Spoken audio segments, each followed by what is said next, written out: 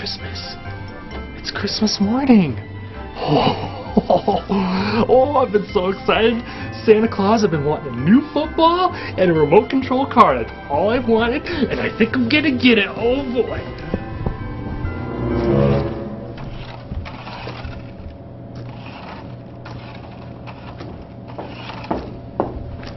Steve, where you been? I got this awesome new football from Santa Claus. And I got this remote control car. Here's one with your name on it, Steve. But you got the ball on the...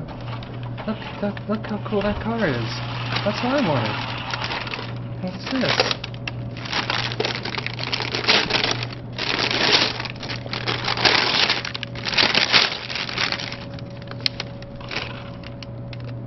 A Mrs. Potato Head? A Mrs. Potato Head? You got football. You got that car. Look how cool that is. I mean, it's kind of cool, and Steve. I get Mrs. Potato Head. I don't get it. I don't get it, Santa. I was good all year. I did everything you asked, and you give me a Mrs. Potato Head? That's it, Santa Claus. That is it. You dirty, rotten, no good, stinking, smelling...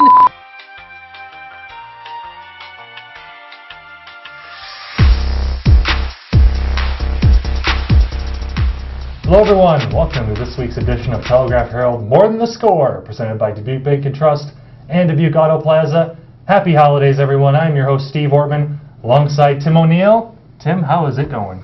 Pretty good, Steve. How are you? I'm doing well. Christmas went pretty well at our household. How about you? What'd you get for Christmas? Well, a whole lot of Cub stuff. It was a very Cubby Christmas. Ooh, very Cubby in Christmas. the O'Neill That's good. family. Yes. Can you imagine how many Cubs items were purchased this year for Christmas? Billions. Billions. Billions. I mean, you're probably underestimating. Actually. That was just the O'Neill Hall. Yes, folks, we are looking to close things out here in 2016 and move ahead to 2017. It's kind of quiet right now on the sports scene. So this week we're going to take a look ahead as we enter the new year. What stands out to you, Tim, as we enter the second half now? We got boys basketball, girls basketball, wrestling. Things are going to start heating up, the second half of the season. We take a look at boys basketball. Any teams that kind of stand out to you that have really been performing well here in the first half, and teams that could really make some noise here now as we enter 2017?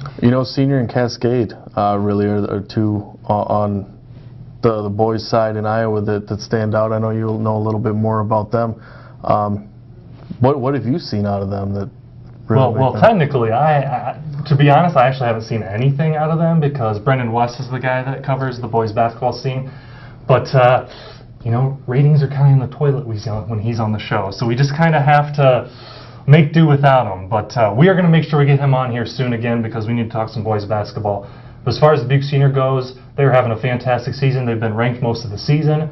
They only have one loss. They're sitting at 5-1 on the year. Noah Carter Stevens have made a tremendous combination for the Rams this season. Carter is averaging 16 points a game, and Noah is averaging 15 points a game. So they got a great combination there. A lot of great role players, and it's made for a pretty good season for the Rams so far. I think they definitely have some state tournament aspirations, and you mentioned Cascade. Obviously, after the retirement of legendary coach Al Marshall, Jacob Brindle has taken over that team, and they have not missed a beat. They've been ranked. They're having a great first half of the season, and after making it to the state championship game last year, they've got the talent back, and this is a team that's looking to get back down to state again.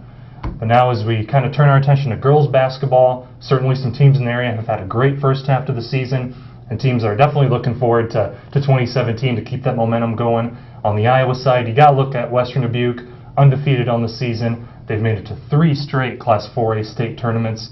Morgan Pitts, guard on this team. You've got Lindsay Eimers, a freshman guard who's come up and played well. Actually is the daughter of Dubuque Senior boys basketball coach Wendell Eimers, and some other role players have now really stepped up into more key roles, and a team that's really trying to make it four-peat going down to the state tournament. Also, Cascade, Bellevue have been really having great seasons. They're both ranked in Class 2A, and when you look at the Illinois side, Galena, undefeated, won a sectional championship last year, and great players back. Katie Furlong, one of the best players in the area, has been having a great first half, so it'll be interesting to see what comes of the Pirates here in the second half.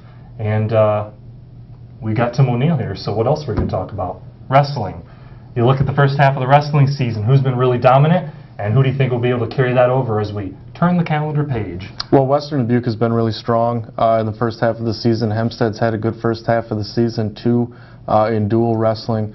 As we turn to the second half, you know, there's still obviously a lot of dual meets left, but towards the latter part of the second half of the season, it's going to turn more towards the conference tournaments and sectionals, districts, and the state tournament. So the individual portion of the season, the playoffs, really. So that's going to be the biggest thing to look for, is the push towards the playoffs.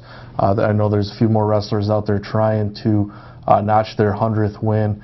Western Dubuque's Aaron Costello among them.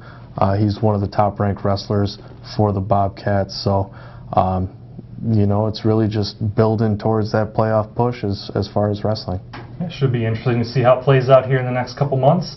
Now, before we close out 2016, turn our eyes to 2017. I have got a challenge for the tri-state area boys and girls basketball teams, even the wrestling programs. You know, so many times we go to these games and we hear these great pre-game warm-up music being blared on the speakers, and I always think to myself, they're missing out on the greatest music that they could possibly be playing to get you amped up to compete in a sporting event. So I am challenging the boys and girls basketball programs in the tri-state area, as well as the wrestling programs, to allow me to come to your school and run the pre-game warm-up music so you can behold the greatest warm-up music that there is. The Rocky IV soundtrack. Paul, can we get a zoom in on this? We got it? All right, we're zooming in on that? That's right. The Rocky IV soundtrack, folks. You're going to get great songs like Burning Heart, Hearts on Fire, War, Sweetest Victory, and my favorite, No Easy Way Out. Tim, what's your favorite song? Definitely Eye of the Tiger. Oh, that's a classic. That's a classic. Do you want to sing it? No, I don't. But I tell you what. Okay. It's the eye of the tiger. It's the fight, running up to the challenge of our rivals. Good. Paul, can we cut?